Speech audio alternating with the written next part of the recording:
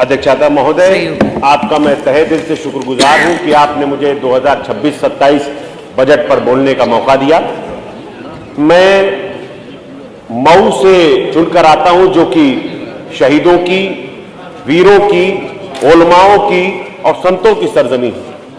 मैं आपके माध्यम से अपनी मऊ की आवाम का तहे दिल से शुक्रिया अदा करना चाहता हूं, जिसने इतने वर्षों तक मेरे शहीद पिता को मऊ की सरजमी पर जिताकर अपनी आवाज बनाकर भेजा और 2022 में मुझे अपनी आवाज बनाकर भेजा।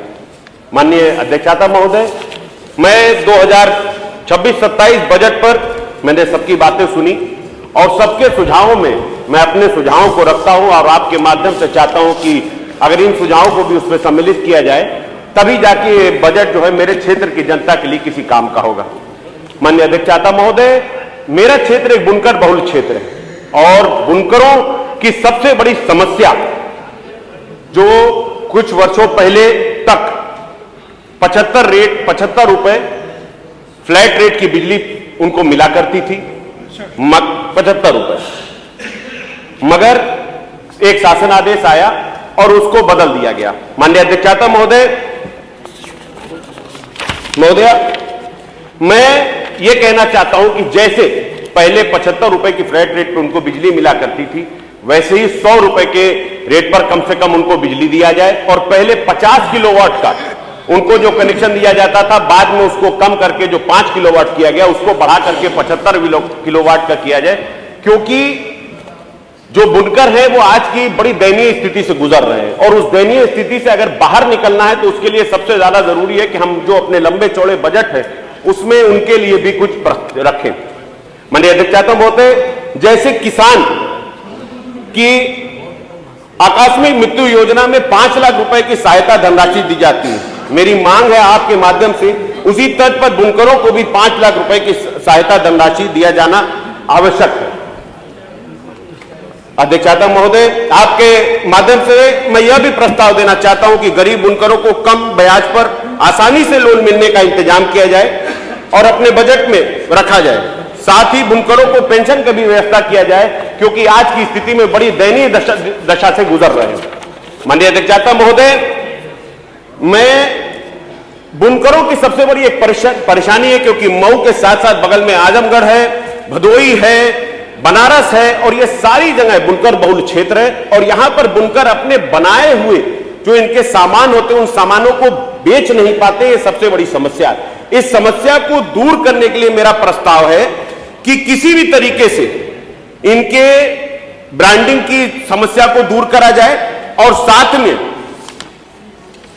ही में परेशानियों का जो सामना कर रहे हैं उसको सबसे जरूरी है कि ब्रांडिंग की समस्या और टेक्सटाइल पार्क का निर्माण कराया जाए। जैसे मेरे मऊ है तो मऊ में मऊ आजमगढ़ रोड पर रहने स्थित एक एरिया है, जिसको कि अगर वहां पर एक टेक्सटाइल पार्क बनाया जाता है तो सिर्फ मऊ ही नहीं बल्कि मऊ के साथ साथ कोपागंज, पूरा घाट और मुबारकपुर जैसी जगहें, मऊ और आजमगढ़ के दोनों जिलों के जो बुनकर हैं उनके लिए काफी आसानी होगी।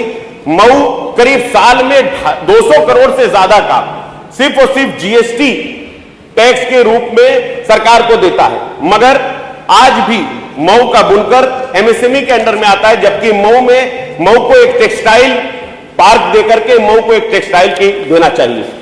माननीय अध्यक्षता महोदय, मेरा क्षेत्र हमेशा कुछ समस्याओं से गुजरता है। यहां नगर विकास मंत्री जी बैठे हैं, मैंने पिछले सदन में भी आवाज उठाई थी कि हमारे मऊ नगर पालिका क्षेत्र में एक बहुत बड़ा क्षेत्र है, अलीनगर स्थित, हैदरनगर स्थित, जानते होंगे आप मंत्री जी, मगर उस क्षेत्र में बीच से एक रेलवे लाइन गुजरती है और वो रेलवे लाइन ऐसे एरिया से गुजरती है कि वहां पर नगर पालिका क्षेत्र से कोई भी काम नहीं कराया जा सकता।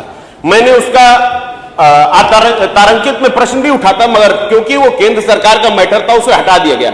मैं आपके माध्यम से नगर विकास मंत्री से कहूंगा कि आप मंत्री जी इस बात के लिए केंद्र सरकार को लिखें कि 1 लाख की आबादी जो कि सड़क से अछूती रह गई है, अगर आपका सहयोग मिल जाएगा और लोग एलएचएस एक ब्रिज बन जाता है तो लोगों को आवाजान हो जाएगा और जो ट्रेन से कटकर लोगों की जान जाती है वो बच जाएगी।